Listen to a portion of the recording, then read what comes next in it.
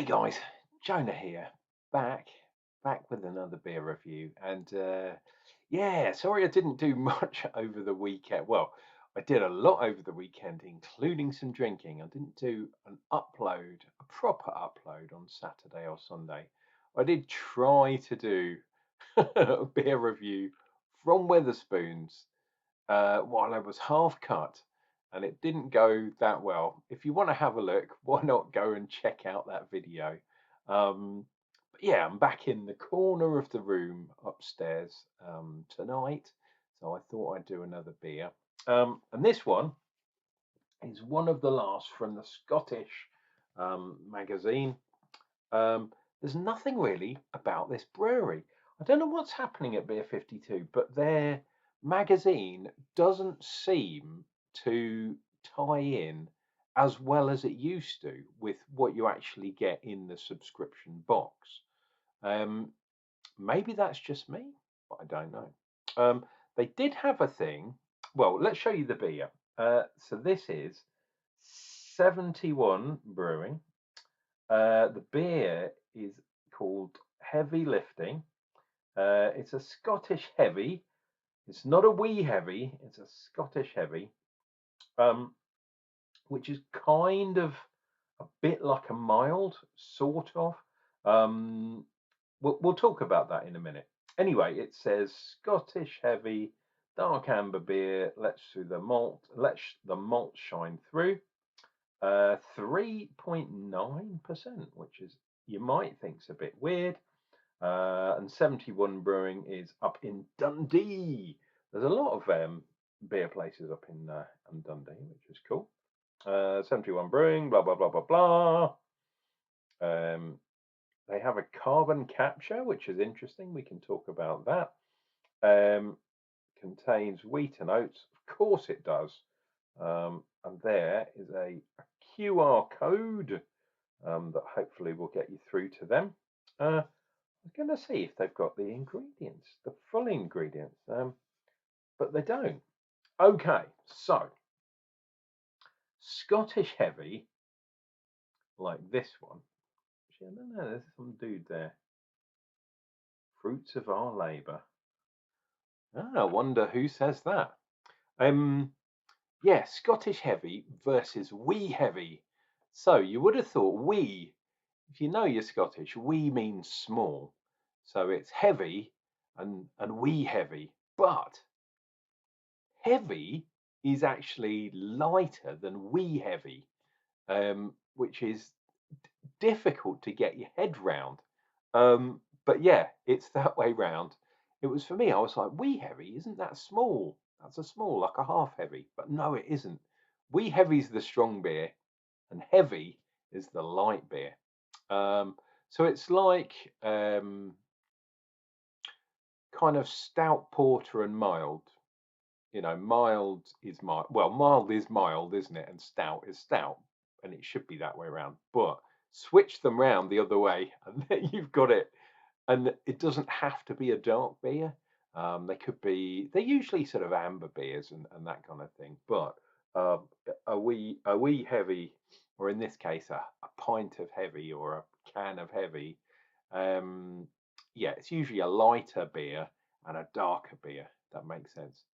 And then we've got shillings into the equation as well, but don't let me start on the shilling system because that's a bit weird as well. Um, yeah, essentially it's how much a barrel costs. So your higher shilling point essentially means better ingredients, stronger. You're probably paying more tax on it these days. So your higher shilling is probably a bit more alcoholic and a bit better quality, but not always, not always. Um, yeah, and they have got a carbon capture thing, which is really cool. My local, well, my biggest local brewery, which is Gad's, run by Eddie Gadd of Firkin fame. If you remember the Firkins, not the barrels, but the brewery. Oh my God, look!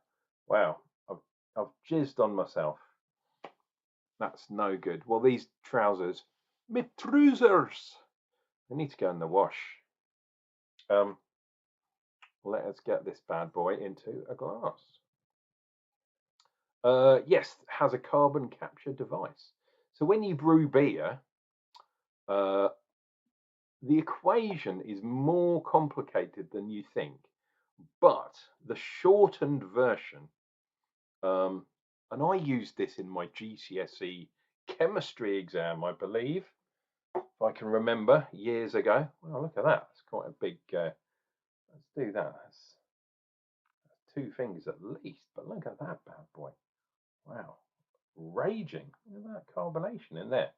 So this is what I was talking about. The carbon dioxide is free to leave my glass, but also it's going up into the atmosphere. And too much CO2, as we know, is bad for the environment. So some of these breweries, when you've got a big vessel that's fermenting, you can put a lid on it, and basically you suck the carbon dioxide off.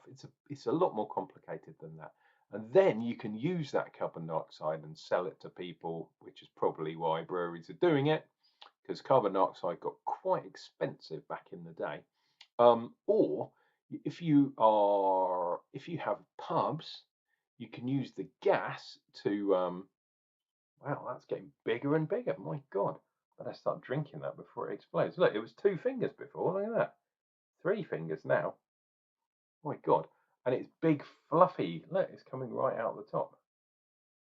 See how big some of those bubbles are? That's absolutely ridiculous. Like a German beer, like an alt beer, and it very much is like an alt beer. But anyway, a lot of breweries are now thinking about carbon capture and using it for dispensing or selling it to people, farmers like CO2 and yeah, other people. And the good thing about brewery CO2, as opposed to one made from phosphates and fertilizers and stuff like that, is it's pretty clean. It doesn't need a huge amount of filtering because it's come from a liquid, which is good quality because we're going to drink. Well, I'm going to drink soon, promise you. Um, yeah, yeah, it's really good. You don't have to do too much to it. Now, this is definitely going to get into the tash today, but let's have a look. So, huge amount of CO2. It's still coming off, effervescing like a bad boy. Lovely colour. I have had milds that are that colour, but it's not typically mild colour. But yeah, my God, it's like an ice cream, isn't it? It's coming up. Shall I do one of my famous cut scenes and get rid of the head? You know what? I don't think I am going to do that today. Let's dive into it. I'll definitely get some in my tash, but who cares about that kind of stuff? Wow. So if you want a sweet, caramelly kind of aroma, this is definitely the style for you. There is a thing about Scottish people having a very sweet tooth, and I'd have to agree with that, being majority of me is Scottish, bar the African part, because I'm African as well. Yeah, I do have quite a sweet tooth. That's what's led me to have the diabetes, unfortunately. Probably shouldn't be drinking so much beer as I do. But anyway, that is another thing altogether. But yeah, lovely, fruity, sweet, oh, unctuous. It's definitely this time of year, um, like raisins and dates and all of that kind of stuff. Caramel. Oh my God, it's going to be good. Oh, I didn't tell you what was in here, did I? So I'm reading it off my screen here. The hops in here is Columbus, only one type of hop, which is good. But we've got red rye, so we've got rye in this bad boy too. Crystal, caramel, dark crystal, Munich, melanoidin. Remember that one for a minute. And crystal T50. So there's a lot of different types of crystal in here. There's some rye. Didn't say oats though, which is weird. There's supposed to be oats in here, but hey, maybe there is, maybe there isn't. So this is going to be a multi-bar store. Right, we're 10 minutes in and haven't actually drunk any yet, so that needs to change. Hopefully, dear viewer, you're still with me, number one, but hopefully I've entertained you and you're listening to my dulcet tones. And hopefully I'm imparting some crazy wisdom onto you, or at least appearing to know what I'm talking about. You know how we roll. That has got to be worth a thumbs up and a like. Think about subscribing as well. Cheers and beers.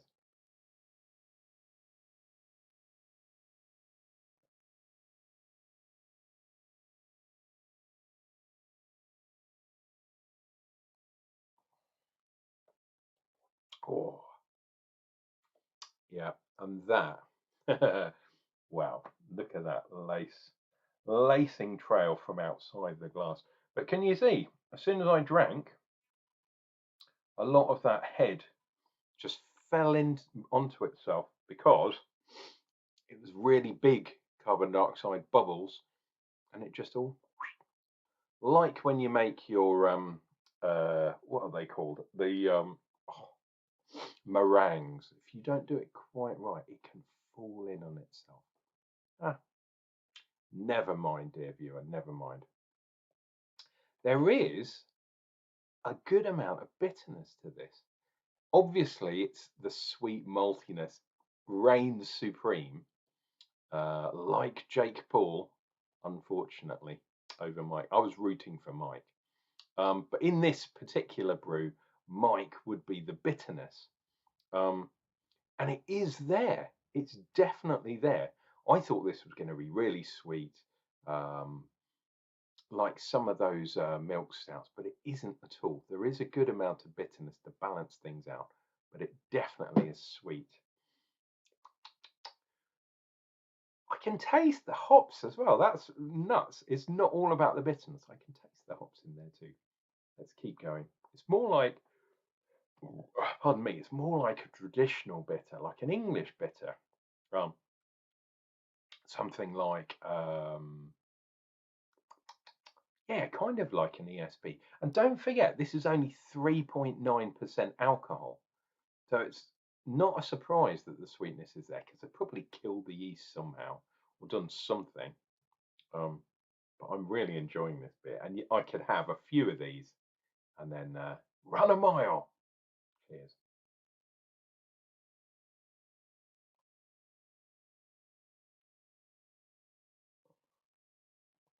Oh.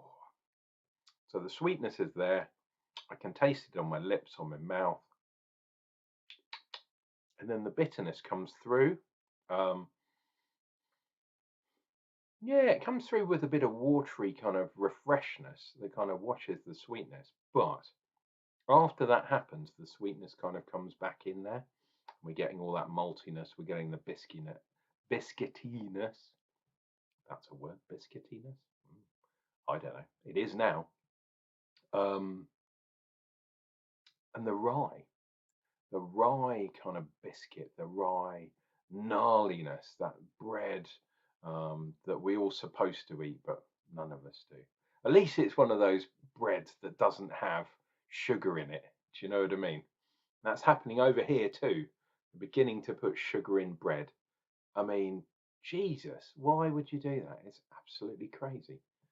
I'm actually loving, and there's not a huge amount of lacing. Look, that piece of lacing there looks a bit like a monkey with a big tail coming round the top here. Absolutely nuts. There's a sort of weird witch on her doing a press up. You see there? With a bum in the air. That's the bum there, and that's a witch's hat or something. Who knows? Or maybe it's a cone head.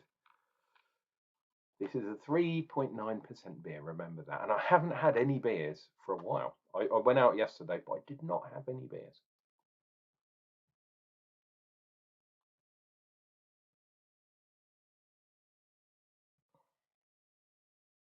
Wow, look at that. Look at that head. Look at that foam, that lacing running down the back of the glass there. Absolutely fantastic. Good to see. And as usual, with a good head, you always have a tiny little bit of beer for Ron. later on. But there we go. I think that's good. Is it a style I'd have that often? Probably not, because I live down here.